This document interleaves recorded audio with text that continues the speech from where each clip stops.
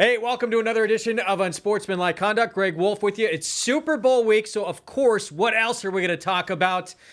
We're going to talk about controversy at the Super Bowl. Actually, we're going to talk about prop bets. We're going to bring in one of my favorite gamblers of all time, Matt Carothers, here in just a minute. But had to get this in first. The first piece we ever did on this program was the history of dabbing, and there has been a big movement to try and replace Lady Gaga performing at halftime with the group Migos, who we featured in our first ever piece last year that you can check out. We would love to get Migos on there. I hope Gaga at least brings them up on stage to do part of a number with her. They have garnered 50,000 signatures to try and get Migos involved in the halftime show. So here's to getting Migos on at halftime. I don't think it'll ever happen. It would be way too controversial for the buttoned-up NFL, but it would be fantastic. We actually tried to get Migos on the show. We're going to try and get them on down the line. But we're going to talk prop bets. We bring in Matt Carothers from TVG. Matty, just in your heyday, because you used to gamble a good amount.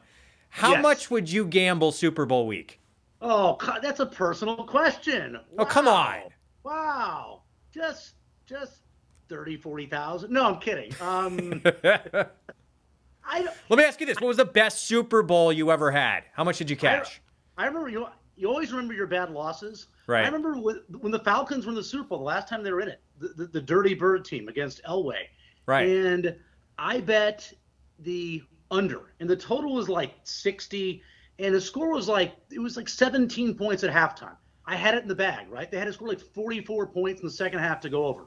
We know where the story's going. The start of the third quarter, Tim Dwight returned a kickoff all the way for a touchdown. I don't think either team punted in the second half, and it went over. I think that cost me a couple $1,000s. So I think the most I've been beat up, probably a couple thousand. Okay, good lessons learned, though, because we're talking prop bets. One of the prop bets is there going to be a special teams touchdown. We're going to start, though, with I thought this was one of the most bizarre ones, but I think this is actually the best opportunity to make money in terms of the prop bets, and it's kind of crazy, too, but I think for sure it's going to happen. So the odds that a fan throws a blank onto the field, the choices were a falcon, a flare, a dildo was one of the choices. Wow. But, Matty, at 19-1, a deflated football.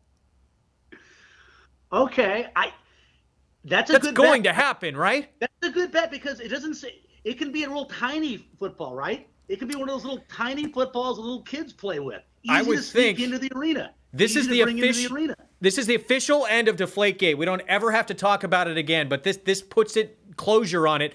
I would think there's a great chance we see that. That's a good play. That's a good 50 to win at 19-1. Make a couple thousand. I thought you'd like those odds. Potentially. I do like that because it'd be easy to get in. You can actually blow it up at your seat and then throw it onto the field. I don't think anyone's going to bring a falcon into the game either. So, where are we, Dubai? You might have to check that through security. I don't think they have any falcons in Houston. Yeah, exactly. All right, so does this still happen, Matty? The odds of a player getting arrested during the week? We don't see this anymore, do we? These guys they know with social media you can't behave badly during Super Bowl week, right? Well, I mean, if Jamal Anderson still played for the Falcons, that could be a good bet. But since he no longer does, no, you don't see that bet anymore. I mean, no. Who was the minister for the Packers that went to a prostitute? Reggie White? No, the cornerback. Oh, are you thinking? Oh, you're thinking of Ray. Well, was it Ray Buchanan? Ray Buchanan? Okay. Might have been. I can't recall. Right, we're not going to see this again, though, are we? These are squeaky clean teams, right? Right. I mean, come on. These guys aren't going to get in trouble. Not in Texas. Not with the police they have there. This next one, Matty, the odds that the power goes out at the stadium are 99-1. So remember that the power's gone out before. If this happens, Matt, I am actually the backup plan for Fox Sports. So you will see me on Super Bowl Sunday. If the power goes out in the game, I am praying that this does not happen because I will become the most hated man in America if that does happen. They're like, why is this guy on our screen? So I'm praying this does not happen. What do you mean you're already fairly famous? This is your moment. It could be my moment of being just... You are praying this happens. A nightmare to America. Everyone will know who you are. Zillions of people will know who you are. You already have a good fan base. It will grow exponentially. I'd rather be almost famous so everyone can enjoy the game. I'll see what I can do. My parents live in Houston. I'll see what I can do. Is that worth taking at 99-1? Especially since Lady Gaga is performing, she's going to go all out. Is she with Tony Bennett, by the way, or is it a solo? Because they're kind of connected at the hip now, aren't they? Always they're like best friends. I've not heard of Tony Bennett's coming. And Lady Gaga. She wanted to perform on the roof of NRG Stadium, but I guess that was nixed. I'm thinking Alejandro. She leads off with, by the way. I'm thinking Alejandro. I don't even know if that was an option, but I love that. If she did Alejandro, that'd be insane. We're going to get to that one. Okay, I thought a lot of these first of all, you can't do a parlay, which killed me. I wanted to do like a 15 prop bet parlay. Most receptions in the game, 5-1 on Julian Edelman. Doesn't it seem like Brady's go-to guy, though, is Chris Hogan? Isn't it Hogan been their guy? He's turning into the guy. I mean, how many receivers have they had that look just like Edelman and Hogan over the last 15, 20 years? Yeah. That do those crossing patterns over the middle, that catch the ball like 12 yards downfield and run for 30 or 40. These crossing patterns over the middle. I think Hogan's the guy now on New England. That's probably even better odds. All right, you're going to go Hogan. I'm going to go Edelman at 5-1. I'm also going to take in terms of receiving yards as well, but total receptions. More interceptions. Brady's been here a ton of times. For Matt Ryan, I thought this was easy, that Brady throws less picks than Matty Ice. What do you think? I don't think so. Well, I think Matt Ryan's going to have a great game. I really do. Brady, I don't know. The Atlanta pass rush has gotten a lot better. Beasley Jr., I think they can put some pressure on Brady, force him to make some throws, some deflections to the line of scrimmage. I think Tom's going to throw a couple interceptions. I think Matt Ryan. A couple interceptions? Well, I like Atlanta in the game. So I know I'm jumping the gun here a little bit. I like Atlanta. So I think if Atlanta gets the lead, they run the ball more. If you run the ball more, you're not going to throw interceptions. I think Brady's going to be throwing from behind. Interceptions are going to happen. I like Tom to throw more interceptions than Matt Ryan. You guys are on a first-name basis, huh? you and Tom. Well, everyone just calls him Tom, right? Okay. We both have great hair. So I guess I already know your answer to this one. You do have great hair, by the way. Thank you. Best hair in horse racing. Total turnovers is actually 1.5. This is an easy over, right?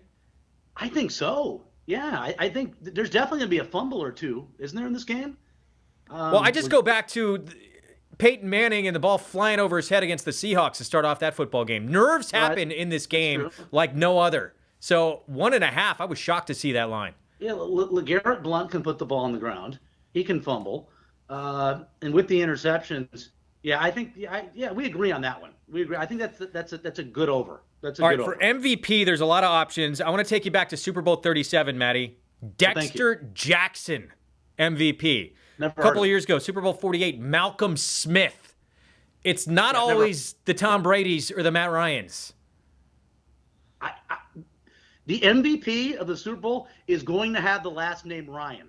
It's going to be Logan Ryan for New England. What a player he is. I mean, he led the team in tackles. He's a cornerback. And he'll be going against Mohamed Sanu, I think, at times. And they both went to Rutgers together. They were roommates there. That's going to be a cool matchup. Logan Ryan for New England, Matt Ryan for the Falcons. And if Matt Ryan is the Super Bowl MVP, Wolfie, he's going to be the regular season MVP. I believe it will be the first time the regular season MVP is also the Super Bowl MVP since Steve Young, I believe in 94. Wow, who, by the way, was repped by a guy we just talked to. We just had Lee Steinberg on the show. We did, okay. Yeah, we did. I think this is actually the best bet of the entire thing for me. National anthem. Okay. So the last 11 years, Matt, it has averaged 1:58 seconds. The over-under is 2 minutes, 9 seconds for the anthem. We got a country singer doing it this year in Luke Bryan. Slow, right? I mean, slow. Well, it could be a little bit slow, but they also don't draw the notes out quite as long as some of these other singers. So I think he just wants to get through it and get it over with. You think? I'd go over that. I mean, country music superstar in Houston, he's going to milk the crowd. They're going to be going nuts for this guy. For Luke Bryan, is that his name? I believe his name is, I've never heard of him. Tom Brady, by the way, is the name of the quarterback for the Patriots, too. Not Logan Ryan, but Luke Ryan. Bryan Luke Bryan. That's an interesting point. I would think they know it's not about them. They're not going to try and steal the show, and they just want to get through it and move on. My friend. Shortest anthem was sung by who? The Who? No, I have no idea. Billy Joel. Was it really? Billy Joel. Longest was, I think, Aretha, right? Did he know where he was? It was like 15 minutes, but it was great. All right, so you already answered this. Our last question here as we work our way through these props that I thought were the most interesting. You already told me it was the greatest answer ever. So what song do you think Lady Gaga's going to open with again? Alejandro. You know, I saw her live in concert, by the way. You did what? I went to the Monster Tour. I saw Gaga live in concert. Really? I did. Good for you. All right, so you're going to go Alejandro. Do you know it's plus 600 on Edge of Glory? Oh, really? Edge of Glory, it's the football theme. I think that works in perfectly. I think for me, Anthem and Edge of Glory are the two I'm going big on. And then she closes with Poker Face? Is that what she closes with? I'm guessing? Yeah. I mean, as long as she gets Alejandro in there for you, we'll all be happy. Oh, and also, by the way, you think it's going to go over this game? Under. It's the biggest line in the history of a Super Bowl, right? What? It is the biggest line. Yes. Yeah. I think everyone thinks these are such high-powered offenses. I think I'm going under. Will it be the last 9 games New England has played? The total's been 58 or less. 9 consecutive games. Okay. And both these teams have incredible punters, too. They don't have returners that, they'll go the distance. So I don't think there'll be a lot of big special teams plays in this game. When you have a total like that, normally you need a special teams play or two to get over a total like that. That's a good point. I don't think you're going to have that in this game. All right. Where are you going to watch the Super Bowl? And tell me your favorite bet that you're going to play.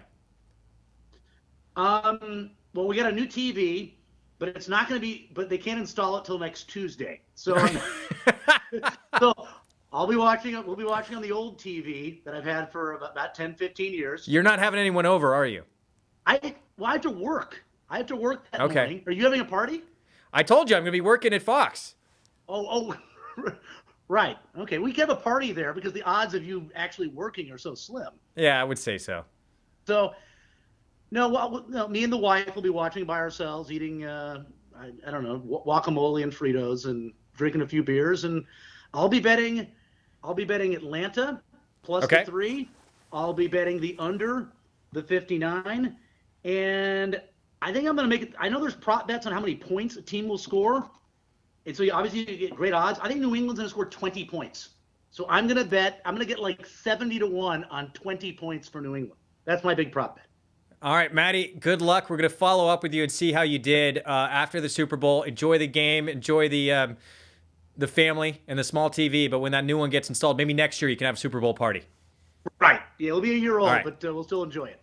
All right, man. We'll talk to you soon. See you, buddy. All right, everybody. Enjoy the Super Bowl. That's it. Those are our prop bets that we liked. And we'll let you know how we did when we come back on our next episode post-Super Bowl.